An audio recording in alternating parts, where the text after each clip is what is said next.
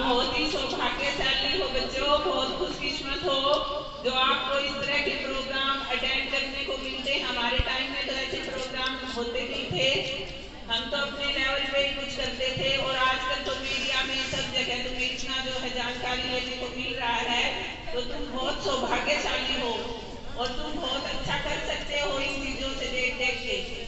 और आज के प्रोग्राम की शुरुआत करें। मैडम का वेलकम कीजिए।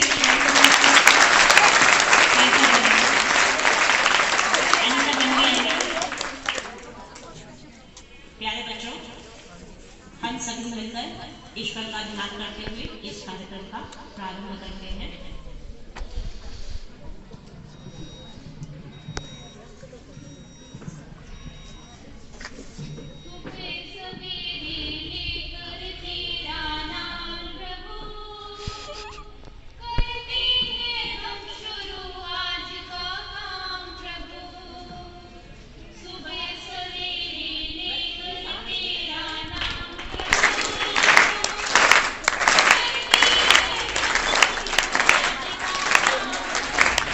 पागल हो गई।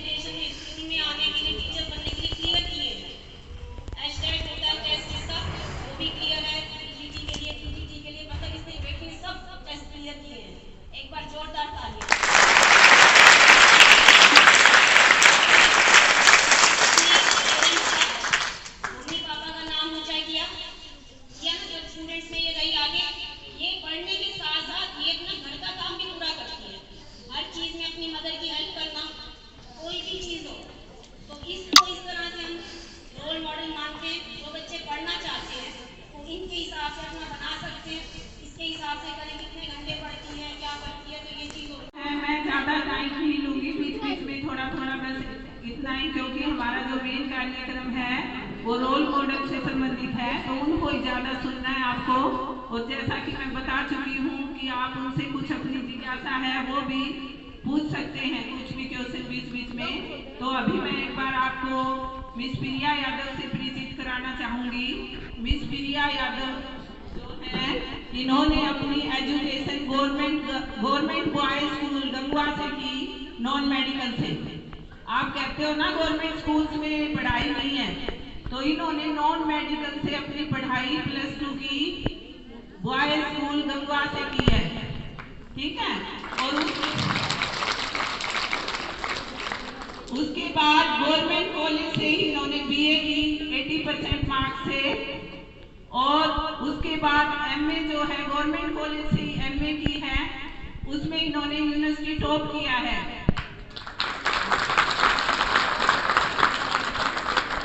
गोल्ड मेडलिस्ट है ये बच्ची और यूनिवर्सिटी टॉपर है, और यूनिवर्सिटी टॉपर में इन्होंने 74 मार्क्स इंग्लिश MA में हासिल किए हैं, जो कि बहुत ही टफ है। दूसरे सब्जेक्ट में आ सकते हैं, लेकिन इंग्लिश एक ऐसा सब्जेक्ट है कि उसमें इतनी परसेंटेज लेना अपने आप में मायने रखता है। तो आपका यहाँ पर विद्यालय में स्वागत है बेटा, हार्दिक अभिनंदन है, तहे दिल से आपका हार्दिक अभिनंदन करते हैं हम। और आज हम उम्मीद करते हैं कि आप इन बच्चों को भी पूरा जोश भर के देंगे और इनको अपनी जो है पूरी जीवनी से परिचित कराएंगे, और काफी बच्चे इनसे परिचित भी होंगे।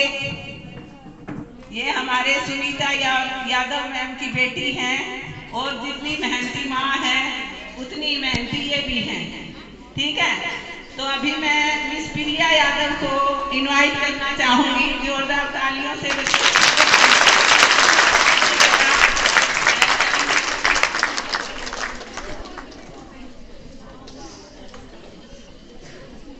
Good morning, all of you.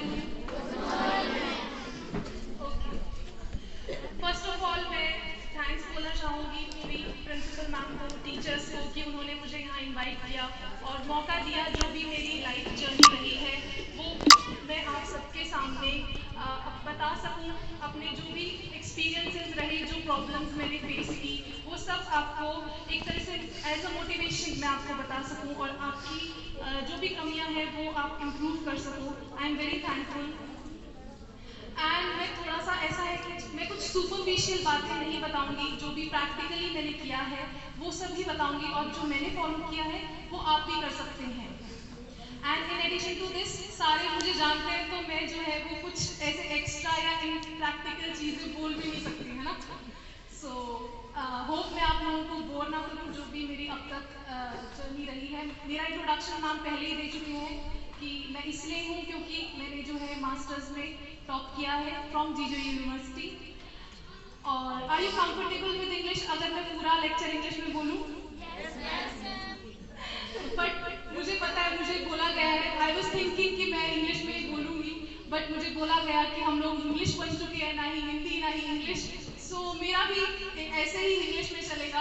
Otherwise मैं 1 घंटा आधा घंटा जो भी बोल रही हूँ प्योरली इंग्लिश में भी बोल सकती हूँ, बट जैसे पेरेंट्स भी बैठे हैं और आप लोग भी दोनों लैंग्वेजेस को प्रेफर करते हो, तो मैं भी इसी को प्रेफर करके चलूँगी। सो एज मैंने मास्टर्स इंग्लिश से किया है, तो फर्स्ट जो मेरा पॉइंट रहेगा वो यही रहेगा, इम्पॉर्टेंस ऑफ इंग्लिश। ऐसा नहीं है कि जो दूसरी लैंग्वेजेस हैं, सपोज हिंदी है या कोई और लैंग्वेज है, वो इम्पॉर्टेंट नहीं है कि ज़्यादा ही इंग्लिश है, ऐसा नहीं है। बट स्टिल हम लोग बार बार हमारी सोसाइटी में ये सुनने को मिलता है, हमारे पेरेंट्स भी बोलते हैं, या कोई एडुकेटेड बंदा होता है वो भी ये बोल देता है कि इंग्लिश तो ब्रिटिशर्स लेके आए थे, और हम लोग क्यों फॉलो करें एक फॉरेन लैंग्वेज को। बट पता है, इंडिया ने इसको फुल्ली एक्सेप्ट किया है आफ्टर इंडिपेंडेंस, और इसकी इम्पोर्टेंस को कम नहीं किया। सो हम लोग इस बात को एक्सेप्ट करके हमें चलना पड़ेगा कि इंग्लिश अब फॉरेन लैंग्वेज नहीं है, वो हमारे कल्चर का, हमारे क्रीड का, या जो भी चीज़ है उसका एक इम्पॉर्टेंट या इंटीग्रल पार्ट जो है वो बन चुका है। सो इस एज में when you are in 6 to 12, it's the time कि आप जो है इंग्लिश को बहुत इंपॉर्टेंस दें और उसको एज अ बेस स्ट्रॉन्ग करके चलें।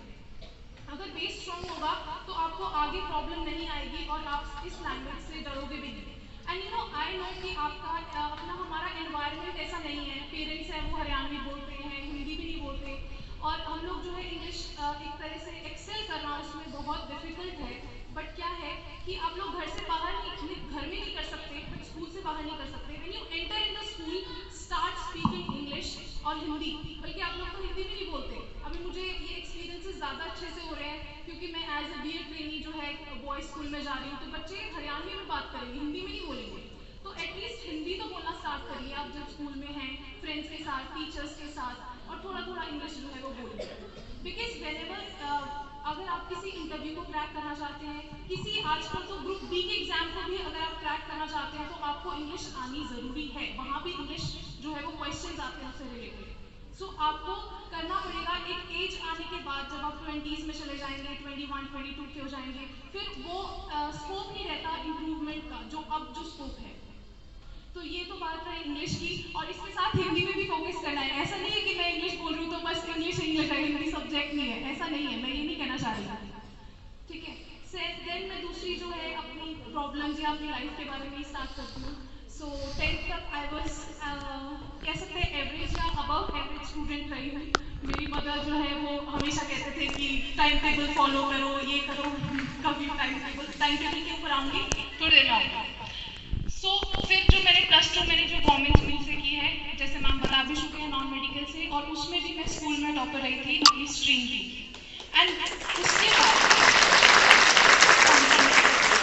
उसके बाद जो है मैंने ग्रेजुएशन में I change my stream from non medical to arts, तो मैंने BA का किया। अब आप लोगों के भी इतना तो अवेयर आजकल के बच्चे हैं कि जब कोई बच्चा नॉन मेडिकल से मतलब साइंस से जब वो आर्ट्स में जा रहा है तो सोसाइटी जो है वो कैसे बताती है। इनफैक्ट मम्मा भी जो है, मम्मा को बहुत शर्म आती थी ये बोलने में कि मेरी बेटी BA कर रही है। एंड मुझे तो बहुत ही ज़्यादा आती थी। मैं कभी मुझसे पूछता था कौन सी क्लास में है या क्या कर रही है, तो आई वाज लाइक ग्रेजुएशन कर रही हूँ। मैं जल्दी से नहीं बताती थी। कोई दूसरा क्वेश्चन किसी ने पूछा अच्छा क्या कर रही है ग्रेजुएशन में, तो हमेशा मैंने बोल दिया कि BA कर रही हूँ। अदरवाइज मुझे बड़ा शर्म आती थी कि मैं BA कर रही हूँ। बिकॉज एक नालायक का टैग जो है वो आर्ट्स वालों के ऊपर लग जाता है, स्पेशली BA वालों के पास। तो उसमें भी बहुत ऐसे लगता था कि BA कर रही हूँ। अभी जाके चीज़ें नॉर्मल हुई हैं, अभी भी बहुत बार ऐसा लगता है। बट क्या है, स्ट्रीम चेंज करने का रीज़न ये था कि इंग्लिश में जो थे वो 100 में से 97 थे बोर्ड्स के एग्जाम में। सो पापा को ये था कि इंग्लिश से करना है, जब इंग्लिश अच्छी है तो। फाइनली मुझे जो है ज्योग्राफी और मैथ्स मुझे एज ए सब्जेक्ट दिलाया BA में। और पता है वहाँ जाके क्या था कि आप जब कॉलेज में जाओगे तो हिंदी मीडियम में है, जो ज्योग्राफी सब्जेक्ट था हिंदी मीडियम में। एंड हमारे सर ने ना ज्योग्राफी स्टार्ट किया, फर्स्ट चैप्टर था मृदा, मुझे बहुत अच्छे से याद है। मृदा चैप्टर शुरू किया और 100 बच्चों की क्लास, मुझे नहीं पता मृदा क्या होता है। पहले दिन क्लास में बैठी, सर लाल मृदा, काली मृदा यहाँ पाई जाती है, वहाँ पाई जाती है। 2 दिन हो गए, 3 दिन हो गए, 4 दिन हो गए, और उस टाइम तक ना बुक्स भी अवेलेबल नहीं होती। जैसे सेशन शुरू हुआ तो कहाँ कॉलेज में बुक्स कोई लेके आता है। तो सर से पूछूं तो बेइज्जती हो जाएगी पूरी क्लास के सामने। और इतनी मतलब ऐसा होता है when you enter the college life ना, इट्स लाइक कोई बच्चा किधर जा रहा है, कोई बच्चा किधर जा रहा है, कोई चिल्ला रहा है, कोई जानवर की तरह हंस रहा है। तो जाके तो एकदम माइंड तो ऐसा हो जाता है कि हम ये कहाँ आ गए। स्कूल में जब डिसिप्लिन पूरा डिसिप्लिन होता था, सारा ऐसे बैठे होते थे, प्रेयर होती थी, असेंबली होती थी, वहाँ तो कुछ नहीं समझ में आ रहा। तो फाइनली हिम्मत करके एक दिन जब 4-5 दिन हो गए कि भैया तो कुछ ही समझ नहीं आ रहा, सर पढ़ा के रहे, मैंने सर से पूछा कि सर मृदा होती क्या है, तो सर हंसने लगे। सर बोले बेटा 5 दिन से सुन रहा हूँ, आपको समझ नहीं आ रहा था। मैं बोला सर मैं सोच रही थी पूछूं कि ना पूछूं इस बारे में। तो सर ने बोला बेटा सॉइल होती है। एंड आई वाज लाइक अच्छा सॉइल होती है, मतलब ब्लैक सॉइल रेड सॉइल की बात कर रहे थे सर। तो ऐसा था। और बुक्स जो है वो हिंदी मीडियम में जो उस टाइम था ना, अभी भी ऐसा ही है। हिंदी मीडियम में जो टेक्स्ट बुक्स है वो अवेलेबल हैं हर सब्जेक्ट में, बट इंग्लिश में क्या अवेलेबल। तो बड़ी प्रॉब्लम आ रही थी कि क्या करें। तो फाइनली सारी जगह उनकी सारी बुक्स देखने के बाद मैंने डिसाइड किया कि मैं ट्रांसलेट करूँगी। तो मैंने जो नोट्स बनाए ग्रेजुएशन में, मैंने हिंदी के टेक्स्ट बुक को मम्मी के फ़ोन में जो है एक ऐप डाउनलोड करके वो सारी ट्रांसलेट करके, जो भी डिफिकल्ट वर्ड आया उसको ट्रांसलेट कर करके जो है मैंने नोट्स बनाए। और 6 के 6 सेमेस्टर्स में मैंने ऐसा किया, और वो नोट्स तो मेरे बाद में जो है वो भाई के भी काम आए। तो उसको क्या है वो किया ना मैंने, तो मेरे इतना ज़्यादा एफर्ट्स डाले थे, और इतना कोई ना टेंशन लेता भी नहीं है। कॉलेज में ऐसे पढ़ के दे देते हैं पेपर, बट पापा का प्रेशर था कि BA में अपने को कराया, ये मत करा दियो सबके सामने कि 1 नंबर के नलायक है, BA में भी कोई नंबर नहीं आ रहे। तो पापा ने मुझे टारगेट उस टाइम दिया था कि कम से कम 80% मार्क्स तेरे को लेके आने हैं। एंड इन ग्रेजुएशन 80% जो है वो काफ़ी ज़्यादा हो जाते हैं, स्पेशली आपके पास जब मैथ्स है तो चल रहा था। तो जैसे ज्योग्राफी में ये इतना किया कि ट्रांसलेट कर करके, तो मेरे हमेशा 6 के 6 सेमेस्टर्स में जो मार्क्स आए वो 50 में से 48 या 49। एक भी ऐसा सेमेस्टर नहीं था जिसमें मेरे 47 तक मार्क्स थे। एंड यू नो ये मैं इसलिए बता रही हूँ क्योंकि देखो ज्योग्राफी मैंने 10th तक पढ़ी, इंग्लिश मीडियम में थी। 2 साल तक नॉन मेडिकल में बहुत हो जाता है, कुछ नहीं पढ़ना आपने, कौन पढ़ता है ना, फिर सिर्फ साइंस में घुसे रहते हैं। और जब वो एकदम से ज्योग्राफी सामने आई थी तो बहुत डिफिकल्टी जो है वो फील हो रही थी, बट उस डिफिकल्टी को फेस किया और मेहनत की उस सब्जेक्ट में। और 3 साल बाद तो ऐसा हो गया था कि ना, मैं जब पापा एम इंग्लिश में कह रहे थे कि एम इंग्लिश कराएंगे तेरे को, तो मैं रो रही थी कि नहीं, मुझे तो एमएससी ज्योग्राफी करनी है, क्योंकि इंग्लिश की एक पतली सी बुक होती है, टेक्स्ट बुक होती है ग्रेजुएशन में, और ऐसा कुछ इंटरेस्ट बनाने वाला कुछ नहीं होता उसमें। पर ज्योग्राफी में इतना ज़्यादा पढ़ रहा था, इतना ज़्यादा बेवकूफ़ों की तरह, मतलब वो बेवकूफ़ी थी एक तरह से, मैं इतना ज़्यादा कोई नहीं पढ़ रहा था उस टाइम। और बट ठीक है, पढ़ाई की बहुत अच्छा है, वो मेरे लिए ऐसा रहा कि इतना इंटरेस्ट बन गया उस सब्जेक्ट में कि मुझे था एमएससी करनी है। बट पापा, फिर से पापा की एंट्री होती है और सीन में, और पता है क्या बोलते हैं, मतलब एडुकेटेड होने के बाद भी पापा का ये था कि एमएससी ज्योग्राफी तो देख मैं देखो कराऊंगा नहीं, लोग कहेंगे नहीं कराना, मतलब ये रिश्ते में प्रॉब्लम आएगी और ये है वो है। उसके बाद मतलब मम्मी ने भी साथ साथ मुझे सपोर्ट कर रही थी, बट फिर भी बोली जाती है तो साइड करती रहती है ये वो। तो मुझे फाइनली एमए इंग्लिश में जो है एडमिशन कराया मेरा। मैं बहुत दुखी थी, 4-5 महीने तो मैं ऐसे ही रो रही थी कि भाई मुझे नहीं कराई एमएससी ज्योग्राफी, नहीं कराई, मुझे करनी है नहीं अभी मुझे मौका मिला है तो नहीं। मैं इस बात से ये कहना चाहती हूँ कि पेरेंट्स जो सोचते हैं ना, वो अच्छा भी होता है कई बार। तो फिर उसके बाद जो है एमए इंग्लिश में इंटरेस्ट तो देखो था, हमेशा से नॉवेल्स या स्टोरीज में पढ़ती आई हूँ, और मैंने 2 साल में 700+ जो है वो नॉवेल्स पढ़ी थी मैंने। विदिन 2 years मैंने मेरे सब्जेक्ट की तो पढ़ी थी, और अभी 1.5 साल में ये नेट का प्रिपरेशन या कह लो एस्टेट का, तो उसमें मैं सिर्फ 30 या 35 ही पढ़ पाई हूँ। तो उस टाइम मैंने 700 नॉवेल्स पढ़ी। और बच्चे जब गाइड, जो तुम लोगों को बहुत इजी सी गाइड्स मिल जाती हैं, तुम लोग आजकल टेक्स्ट बुक्स भी नहीं पढ़ते हो, खरीदते भी नहीं हो, सबसे सरप्राइजिंग बात है, तुम लोग टेक्स्ट बुक नहीं खरीदते हो, और सिर्फ जो है उसमें से गाइड में से जो भी आया गलत फलत जो है वो पढ़ के उसके एग्जाम दे देते हो। मैंने मास्टर्स में इतनी मोटी मोटी 700-800 की पेजेस की नॉवेल्स पढ़ी हैं, उनका टेक्स्ट जो है वो निकाला है, टेक्स्ट मतलब कोटेशंस जो किसने कैरेक्टर में क्या बोला, वो मैंने अपनी 15 कोटेशंस एक क्वेश्चन के अंदर ऐड की हैं। तो मतलब लोग जो है वो बहुत ईजिली, हमारे जो स्टूडेंट्स थे वो बहुत लाइटली जो है वो कर लेते थे मास्टर्स की, उसको भी मैं 2-2, 3-3 बजे तक उठ के वो करना, नोट्स बनाना या जो भी उसको याद करना, ढूंढना कोटेशंस, वो सब किया है। एंड फाइनली क्या, इस जर्नी से क्या पता चल रहा है, ये जो मैंने कितना पढ़ा, वो मास्टर्स तो देखो हर कोई करता है ना, एमए तो मतलब बच्चे, मेरे सारे फ्रेंड्स जो हैं उन्होंने सबने एमए की, बट मुझे किस चीज़ ने डिफरेंशिएट किया या मुझे ऐसे मौका कब मिला इतनी सी एज में आके मुझे अपने एक्सपीरियंसेस के लिए शेयर करने के लिए बुलाया, वो किस लिए बुलाया, क्योंकि मैंने कुछ अलग किया था उनसे। वो जब सो रहे थे उस टाइम मैंने जो है वो पढ़ाई की थी या इतना मेहनत किया था, इस वजह से मैं गोल्ड मेडलिस्ट बनी। And you know when the result came, I was literally crying. I was crying like a mad person, इतनी बुरी तरह मैं रो रही थी कि मतलब ये सपना सच हो गया कि एमए में मैंने गोल्ड में मतलब टॉप किया है, it is a very big deal. और उसके बाद जो रिस्पेक्ट हर किसी की नज़रों में जो बढ़ जाती है ना, मैंने उसे कि मैंने मास्टर्स किया है और मैं गोल्ड मेडलिस्ट हूँ, लोगों का नजरिया चेंज हो जाता है देखने में। और मैं यही सोचती थी कि जिंदगी में कुछ हो चाहे ना हो, मुझे गोल्ड मेडलिस्ट तो पक्का लगाना है अपने नाम के पीछे, या एमए गोल्ड मेडलिस्ट जरूर लिखना है। वो मैंने अचीव किया। जब कोई आप किसी पे कुछ काम कर रहे हो और कुछ उसमें अचीवमेंट आती है ना, बहुत खुशी होती है। और वो एक ईडीएम भी सुना होगा, 10 फॉलो तो अभी तुम ईडीएम्स करके आए हो, क्लाउड 9। तो वो क्लाउड 9 वाली फीलिंग होती है जब कुछ हार्ड वर्क करके आपको कुछ सक्सेस मिलती है। तो फिर उसके बाद मैं क्या बताऊँ आगे, हाँ, सेट टारगेट्स। सी, टारगेट्स होना बहुत ज़रूरी है, और आई एम वेरी ब्लेस्ड कि मैं ऐसी फैमिली में पैदा हुई कि मेरे पेरेंट्स ने मेरे लिए टारगेट सेट किए। अगर वो टारगेट्स मैंने नहीं बनाए थे तो उन्होंने बनाए हैं, स्पेशली पापा। जैसे 12th तक उनका टारगेट था कि इतने मार्क्स लेके आने हैं। उसके बाद ग्रेजुएशन में गई तो उन्होंने कहा था 80%। और ये जो गोल्ड मेडलिस्ट है, मेरे मामा खुद जो है एमएससी ज्योग्राफी के गोल्ड मेडलिस्ट है, और उनसे इंस्पिरेशन मिली थी।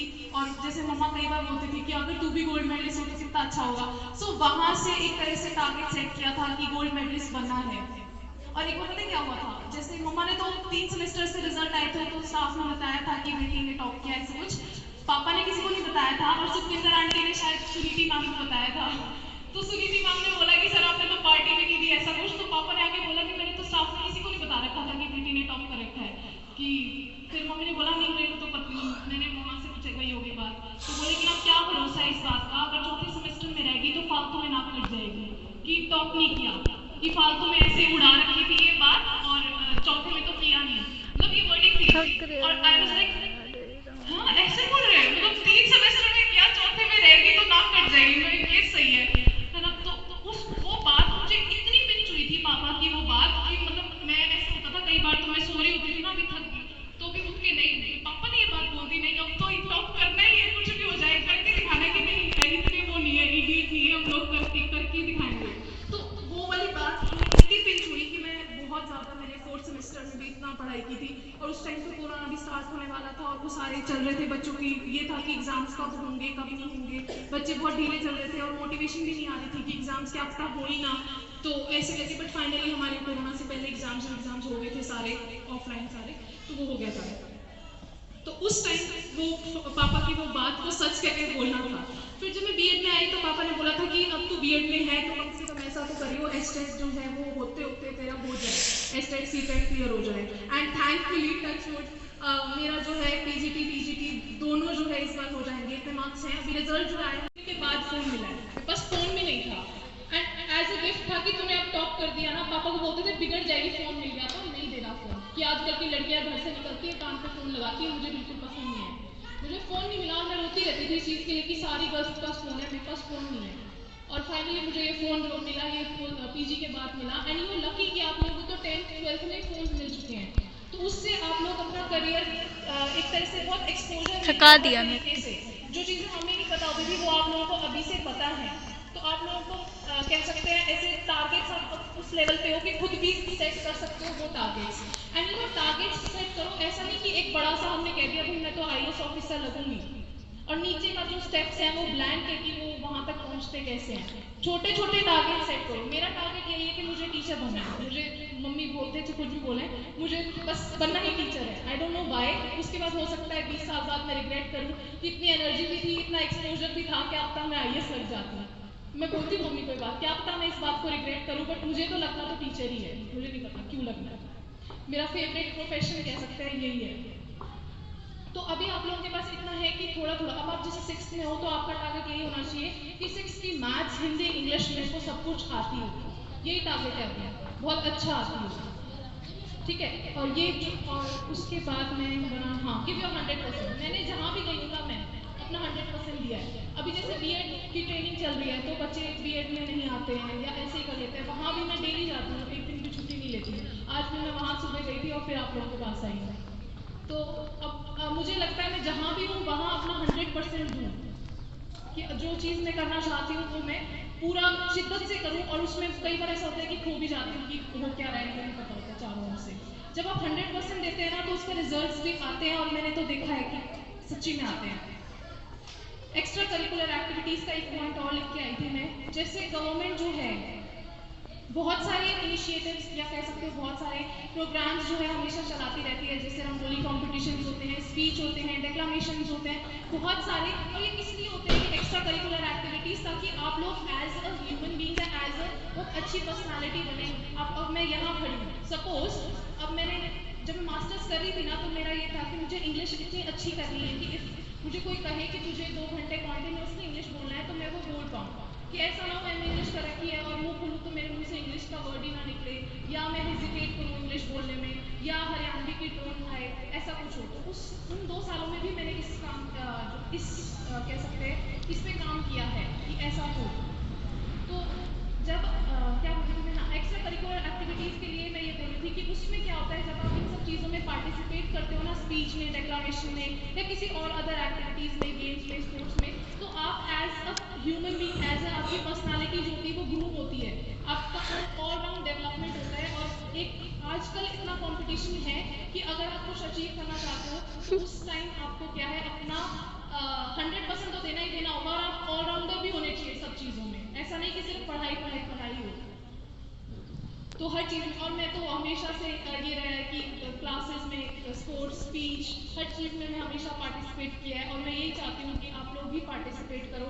ऐसा ना हो कि एक मान लो साइंस एग्जीबिशन होता है तो सिर्फ वही 4 बच्चे हैं जो हर बार पार्टिसिपेट कर रहे थे, बाकी के 40 या 50 स्टूडेंट्स हैं वो पार्टिसिपेट ना करें।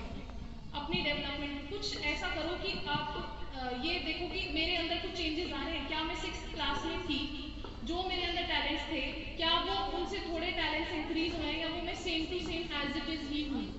ऐसा नहीं होना चाहिए। आप लोग अपने आप को डे बाय डे इम्प्रूव करो। फिर है अच्छा मुझे ये बताओ कि किसको ये रहता है कि मैं गवर्नमेंट स्कूल में पढ़ती हूँ और मेरी इस साइड को बैठ के वीडियो नहीं बनाना, मैंने थक गया, मैं बना लूँ तो खराब कर दे, खामा खामा डांट पड़ जाएगी। मैंने कहा ले यार चलो एक मैम के पास जाम अपना देखो ये तो रहता तो है, ऐसा तो नहीं सकता नहीं रहता। फिर तो तुम भगवान हो अपनी एज के, हैं? जल्दी बताओ के कौन आप लोग सुन रहे हो मुझे? क्या बोलोगे? देखना आप लोग सो जाओ और मैं बोलती रहूं, है ना? क्योंकि I am very talkative person, मैं यहाँ 1.5 घंटा भी बोल सकती हूँ। अब बताओ मुझे रहता है क्या इंफीरियरिटी कॉम्प्लेक्स कि हम गवर्नमेंट स्कूल के बच्चे कॉम्प्लेक्स रहती थी इस चीज में? जैसे मैं जो फ्रेंड्स थी ना वो कोई DU जा रही थी, कोई हैदराबाद यूनिवर्सिटी से कर रही थी, कोई एक आधी अब्रॉड भी गए थे चाइना और यूक्रेन वगैरह अपनी MBBS करने के लिए, और मैं कहाँ फंसी हुई थी गवर्नमेंट PG कॉलेज में। और मैं पापा को बोलती रहती थी कि मुझे जो है गवर्नमेंट PG कॉलेज से क्यों करवा रहे हो, मुझे नहीं, मुझे बाहर भेजो, मुझे DU जाना है। और मैंने ना फॉर्म भी भर दिया था एंट्रेंस का DU में, पापा ने मुझे वो एंट्रेंस भी नहीं देने दिया था कि नहीं तुझे जब यहाँ सारी चीजें फैसिलिटीज हैं तो मैं तेरे को बाहर क्यों भेजूं, क्या मतलब है बाहर भेजने का, वो लोग क्या अचीव कर लेंगे, इतना फालतू। और मुझे ऐसा था नहीं भाई वो तो बहुत ही अलग इंसान बन के आएंगे और मैं यहाँ जानवर ही रह जाऊंगी, या जो भी ऐसा एनवायरनमेंट है यहाँ क्या ही हो पाएगा, कुछ नहीं हो पाएगा। बट मैंने पता है अभी रिसेंटली ये चीज फील की है। जो मेरी फ्रेंड्स थी जो DU से MA इंग्लिश करके आई थी, वो अभी मेरे को HTET में मिली थी। HTET का जिस दिन हमारा एग्जाम था 18 नवंबर को, तो उस दिन मुझे मिली एंड शी वाज लाइक कैसी है, हिसार तो बहुत ही बेकार सा है, मुझे तो यहाँ रहना ही नहीं है, मुझे तो बाहर जाना है, कहाँ आ गई, कहाँ फंस गई, मतलब उसकी वर्डिंग से है ना सच्ची में ऐसा क्या है, ऐसे मतलब ऐसे कहाँ वो अफ्रीका से आई है या अमेरिका से आई है जो ऐसे बिहेव कर रही है। हम लोग एग्जाम देने के लिए चले गए, फिर मैंने फेसबुक या व्हाट्सएप से उससे पूछा कि तेरा एग्जाम कैसा रहा, तो बोली यार कुछ आता ही नहीं था, कुछ नहीं मतलब नहीं होगा, ऐसे कुछ 70 मार्क्स बन रहे हैं। मैं कहा है, और मुझे लगा था वो DU से पढ़ के आई, उसको तो 150 में से 145 मार्क्स से उसका क्लियर हो जाएगा, HTET तो छोटा मोटा ही होगा उसके लिए, इतना एक्सपोजर लेके आई है। पर क्या था उसमें, देखो बाहर से आई थी वो, फिर भी उसका HTET, मैं ये नहीं कह रही कि मैं घमंड कर रही हूँ इस बात के लिए, बट वो इतनी अच्छी जगह से अपना एजुकेशन पूरा करके आई थी, स्टिल उसका HTET के दोनों पेपर्स नहीं हुए। तो इसलिए प्लेसेस डजंट मैटर, प्लेसेस कि आप कहाँ पे हो, आप जहाँ भी हो वहाँ बहुत अच्छा कर रहे हो ना, तो आप उस जगह से भी ऊपर उठ सकते हो। तो इसलिए जो ट्रॉमा मेरे अंदर रहा कि मैं यहाँ गवर्नमेंट कॉलेज में हूँ या हिसार में हूँ, बाहर नहीं गई, तो वो ट्रॉमा तुम लोग मत अपने दिमाग में लेके आना। तुम लोग जहाँ हो जैसे हो वहीं सही हो, बेस्ट जगह है वो, और उसमें से बेस्ट तुम करके निकालो अपने लिए। फिर आती है बात टाइम टेबल की। ये टाइम टेबल का मुझे मम्मा हमेशा से कहती थी उसके बच्चा जो है वो 5 बजे उठता है और 6 बजे तक पढ़ता है, स्कूल से आके 3 से 6 बजे तक पढ़ता है, तेरा तो कोई टाइम नहीं है, कभी उठ रही है, कभी सो रही है, कभी बैठ रही है ना। हमेशा मम्मी को ये कंप्लेंट रहती थी मेरे से कि कोई टाइम टेबल नहीं है इसका, जब भी देखो कुछ कर रही होती है, कभी सोगी कभी पढ़ लिया, कि सबके बच्चे एक पूरा रूटीन फॉलो करते हैं। और मैंने ना मम्मी की बात, देखो बच्चे होते हैं तो माननी तो पड़ती है पेरेंट्स की बात, तो मैं टाइम टेबल जो है वो बना लेती थी मम्मी के कहने से कि ठीक है मम्मी देखो अब मैंने टाइम टेबल बना रखा, मैं इसको फॉलो करूंगी। एक दिन फॉलो करा, 2 दिन किया, छोड़ नहीं हो रहा। और वो पता है क्या होता था मेरे साथ, जैसे मैंने बोला कि मैं 5 से 6 मैथ्स करूंगी, तो मेरा सारा कॉन्सेंट्रेशन है ना वो 5 से 6 में ही फोकस रहता था कि 5 से 6 कब बज रहे हैं। मैं ये नहीं देख रही थी तो बुक में पढ़ना है या नहीं, 5 से जल्दी हो जाए, कुछ और करना है, उसके बाद ये करना है ऐसे। तो इसलिए मेरा वो टाइम टेबल का फंडा चलता नहीं था मेरे साथ। इससे बढ़िया मेरा क्या होता था, मैं जब बैठती हूँ या अभी भी पहले भी बैठती थी, तो मैं ये सोच के बैठती थी आज मुझे 3 एक्सरसाइज करनी है या 2 एक्सरसाइज करके उठना है, तो उसमें मेरा आउटपुट ज्यादा नजर आता था। तो you prepare your time tables. मैं ऐसे नहीं बोल रही, सब इंडिविजुअल्स बहुत डिफरेंट होते हैं, जो एक चीज किसी के साथ काम करती है वो दूसरे के साथ जरूरी नहीं है काम करता है। जैसे एक टीचर है, मम्मा के साथ ही लगा लो, हो सकता है कई बच्चे तो कहते हो बहुत अच्छा पढ़ाती है और कोई कहते हो कि नहीं हमें तो समझ ही नहीं आता मैम का, तो वो है अलग अलग इंडिविजुअल्स हैं, अलग अलग बातें हैं। तो आप लोग टाइम टेबल बनाइए और जरा देखिए कि आपकी आउटपुट कहाँ पे आती है। कि टाइम टेबल बनाने से ज़्यादा आ रही है या टाइम टेबल ना बनाने से ज़्यादा आ रही है। मेन तो हमें किस पे फोकस करना है, आउटपुट पे फोकस करना है, वो आनी चाहिए किसी भी तरीके से आए। तो ये था टाइम टेबल। आई होप मैं ना पॉइंट्स लिख के आई थी कि मैं ये पॉइंट्स बोलूँगी, अब मैंने शायद कोई मिस तो नहीं कर दिया। हाँ, मॉरल वैल्यूज, ये तो सबसे मेन टॉपिक है जो मैं मतलब एज अ टीचर जो बीएड ट्रेनी जो है मैं जा रही हूँ और जो देख रही हूँ ना बच्चों का, मॉरल वैल्यूज भाई बच्चों में बिल्कुल भी नहीं रहे हैं। ना तो वो टीचर को टीचर समझते हैं, जब तक आप टीचर को टीचर नहीं समझेंगे ना, टीचर को गुरु नहीं समझेंगे, जब तक आपका कुछ नहीं हो सकता। गुरु से बड़ा कुछ नहीं है। और ये नहीं कि मैं स्टेज पे खड़ी हूँ इसलिए मैं बहुत बड़ी बड़ी बातें बोल रही हूँ, ऐसा नहीं है। मैं खुद फील करती हूँ अंदर से। आई रिस्पेक्ट माई टीचर्स और मैं उनके साथ बहुत कनेक्टेड फील करती हूँ। मोर देन मैं कहती हूँ अपने फादर मदर से भी ऊपर मैं जो है अपने टीचर्स को रखती हूँ, अभी भी और पहले भी। क्यों पता है, अब जो मैं ABCD बोल रही हूँ या मैं आपके सामने खड़ी हूँ, जैसे भी मैं चल रही हूँ, जैसे भी मैं बैठ रही हूँ, बिहेव कर रही हूँ, वो सब किसकी वजह से? अपने टीचर्स की वजह से। तो एटलीस्ट टीचर्स को तुम टीचर्स तो समझो। मैं उस स्कूल में पता नहीं, मुझे तो बिल्कुल भी ऐसी फीलिंग नहीं आती। टीचर्स को कुछ भी बोल देते हैं जो मन करता है ना, बिल्कुल रिस्पेक्ट नहीं रही है टीचर्स के लिए। ऐसा नहीं होना चाहिए बच्चों को। टीचर्स की वजह से ही, जब टीचर्स की ब्लेसिंग्स होती है ना, टीचर्स की ब्लेसिंग्स के साथ ही हम लोग पढ़ सकते हैं। बुक्स बहुत सारी पढ़ी हैं, पहले भी होती थी बुक्स, अब भी बहुत सारी बुक्स होती है, बट हमारे लाइफ में जब गुरु नहीं होता ना तो वो बुक्स भी हम पढ़ने का मन नहीं कर रहा होता। अभी आप लोगों ने कभी BA की बुक्स उठाई हैं? मन करता है आप लोगों को BA की बुक उठा के पढ़ने का? जब तक कोई टीचर नहीं आएगा BA का बुक पढ़ाने के लिए, आप लोग उन बुक्स को नहीं पढ़ोगे। तो सेम इज द केस, जब तक कोई गुरु नहीं आता ना हमारी लाइफ में, जब तक हमारा प्रोग्रेस भी नहीं होता है। तो स्टार्ट रिस्पेक्टिंग योर टीचर्स। और उसके बाद जो हमारे पेरेंट्स बैठे हैं, कभी भी अपने पेरेंट्स से हमेशा, जब भी तुम उठते हो, जब भी तुम बैठते हो, सोते हो, तो हमेशा ये सोचो कि ऐसा कोई भी काम गलती से भी गलती ना करें कि हमारे पेरेंट्स की नजरें जो हैं वो झुक जाएं किसी भी वजह से। अब तुम ये लोग, मैंने बहुत देखा है कि बच्चे बोलते हैं कि हम स्कूल जा रहे हैं, स्कूल से जाके वो लोग स्कूल में मिलते नहीं है, पता चलता है बाहर गए हुए हैं कहीं भी। ऐसा नहीं, जब तुम घर से निकल रहे हो तो इतना पेरेंट्स ट्रस्ट बिल्ड करो कि पेरेंट्स को ये है कि हाँ मेरा बच्चा जो बोल के गया है ना वो वहीं मिलेगा। तुम्हारी जो एज चल रही है उसमें तुम्हें लगता है सूडो मैच्योरिटी की एज चलती है कि हम लोग मैच्योर हो चुके हैं एंड वी आर राइट, हमारे से ज़्यादा तो कोई राइट हो ही नहीं सकता। जो एडोलसेंट की एज चल रही है उस एज में होता है, सबके साथ हुआ है, हमारे साथ भी हुआ है, हमारे पेरेंट्स के साथ भी हुआ है और आने वाली जनरेशन के साथ भी होगा इस एज में, कि हमसे बेस्ट तो कोई है ही नहीं और हम सेंटर ऑफ द अर्थ हैं, सेंटर ऑफ द वो हैं, सारे हम ही सब कुछ चला रहे हैं या हम ही सब कुछ जानते हैं। वो ये एज होती है कि जिसमें हम सोचते हैं कि सब हमसे ही है, बट ऐसा नहीं होता। सोसाइटी की कुछ नॉर्म्स हैं, कुछ हमारा कल्चर है जिसको एक तरह से बहुत वेल निट तरीके से जो है वो बनाया गया है और वो हमें फॉलो करना चाहिए। वो जो स्ट्रैंड्स हैं उनको तोड़ना नहीं चाहिए, बिकॉज हम सोसाइटी से आइसोलेट होके नहीं रह सकते।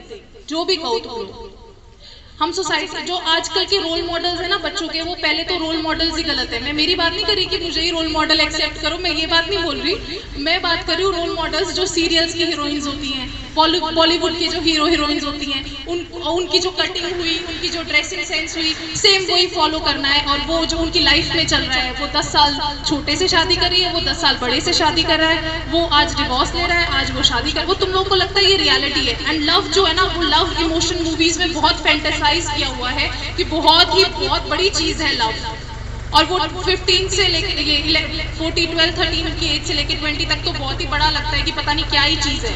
बच्चे अपनी जो करेक्ट पाथ जो उनको फॉलो करना होता है ना, उसको भूल के वो उस दुनिया में चले जाते हैं और ऐसे लोगों को जो है वो रोल मॉडल्स बनाते हैं। इससे बेटर अपने टीचर्स को मॉडल्स बनाइए, अपने पेरेंट्स को बनाइए कि वो कितनी मेहनत कर रहे हैं आप लोगों के लिए, सुबह से शाम तक आप लोगों के लिए ही कर रहे हैं सब कुछ। आप लोगों की पूरी जो दुनिया है उनकी आप लोगों से ही स्टार्ट होकर आप लोगों पे एंड हो जाती है। तो हम लोग ऐसा कोई भी काम ना करें कि उन लोगों को कभी भी ऐसे कुछ फेस करना पड़े, कुछ ह्यूमिलिएशन जो है वो फेस करनी पड़े आप लोगों की वजह से।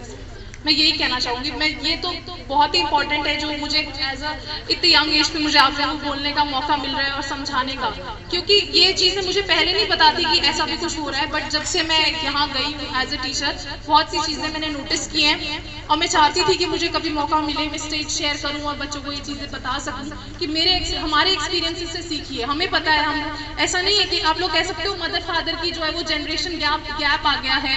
अब हमारा तो नहीं है ना जनरेशन गैप, कोई मैं 4-5 साल ही बड़ी हूँ आप लोगों से या 10 साल बड़ी होंगी, तो इतना बड़ा जनरेशन गैप नहीं है, ठीक है ना।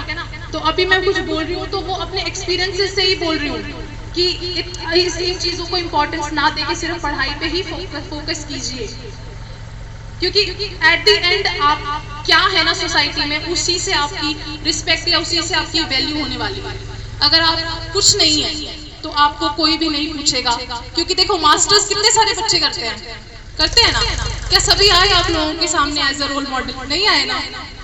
और कितने सारे लोग जो हैं वो ग्रेजुएशन करते हैं, बट क्या है, हम लोग IAS ऑफिसर जो लगा है या कोई SDM लगा है, कोई HCS ऑफिसर लगा है, तो उसी को आप लोगों की तरफ एज अ रोल मॉडल बुला के लाते हैं ना। तो जब हम किसी उस पे है ना लेवल पे है, तभी हम लोग किसी को कुछ बोल सकते हैं या लोग हमें सुनना पसंद करेंगे। हम किसी को कुछ भी बोलते रहेंगे, कोई नहीं सुनना पसंद करेगा। अगर हम खुद कुछ नहीं है तो हमारी कोई नहीं सुनेगा। हमारी सुनता भी कौन है? जब हम किसी औहदे पे हैं तभी सुनते हैं लोग। सो आप लोग, मैं चाहूँगी वो वाला डिस्टेंस जो है वो यहाँ से यहाँ आने का डिस्टेंस जो है बहुत जल्दी तय करें, ठीक है। बोर किया? बता दो बोर किया तो। चलो, thank you. At the end मैं यही बोलना चाहूँगी, thank you. I am thankful to all the staff members की मुझे यहाँ बुलाया as a role model. Hope मैंने आप लोगों को डिसअपॉइंट ना किया हो। Thank you. मैं ये चाहती हूँ इसको सारी खुशियाँ प्राप्त हो। इतने बहुत मेहनत करी है, भगवान इसको सब कुछ दे, whatever she wants, जो भी ये चाहती है। तो मेहनत करने वाले जो बच्चे होते हैं उनके साथ उनके अध्यापक भी होते हैं, समाज भी होते हैं। आप लोग मेहनत करिए, आप लोगों को भी हम शुभकामनाएं देते हैं। आप पढ़ना शुरू करो तो आप सब भी फर्स्ट। धन्यवाद।